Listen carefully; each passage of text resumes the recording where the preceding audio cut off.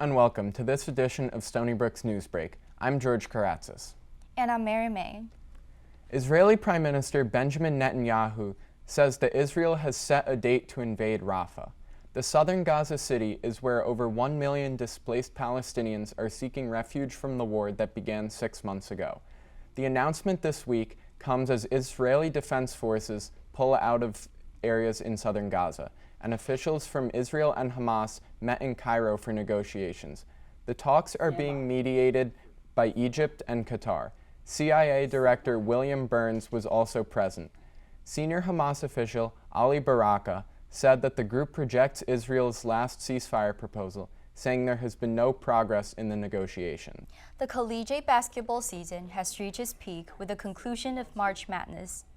In the men's tournament, the UConn Huskies took down the Purdue Boilermakers in a 75-60 game to claim the championship title. In the women's tournament, the South Carolina Gamecocks beat the Iowa Hawkeyes 87-75 to finish their season unbeaten. The final raked in nearly 19 million viewers on ABC and ESPN. South Carolina point guard Raven Johnson was a key contributor, guarding Caitlin Clark and preventing the highest-scoring women's player ever from dominating. Tristan Newton led UConn with 20 points, while Stephen Castle added 15 points. Despite the loss, Purdue star center Zach Edey had a game-high 37 points. The win gives the Huskies the distinction of becoming the 8th team in NCAA men's basketball history to win back-to-back national championships. The Stony Brook community is mourning the death of local children's doctor Monica Vornexa. She was killed Monday while traveling with her family up to upstate New York to view the solar eclipse. Tragedy struck when a gust of wind blew the door of their Airstream trailer open on Route 12E in Brownville. Dr. Vornexa then fell out of the trailer, which was being hauled by her husband, Robert.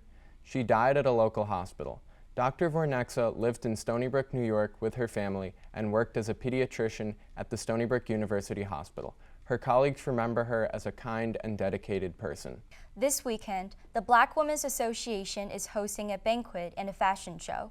The two highly anticipated events showcase the talent and creativity of its members. On Friday, the annual banquet will take place from 7 to 10 p.m. at the Ballman Center. This formal event is a gathering for members and guests to enjoy an evening of fine dining and engaging conversation. Tickets are just $5. Then on Saturday, they will host their annual fashion show at 7 p.m. in the SAC Auditorium. This year's theme is Elemental Allure. The show will feature talented students, designers, and models who will bring their creative visions to life on the runway. Tickets for the fashion show are $8. This has been George Karatzis and Mary Ming with the Stony Brook Newsbreak.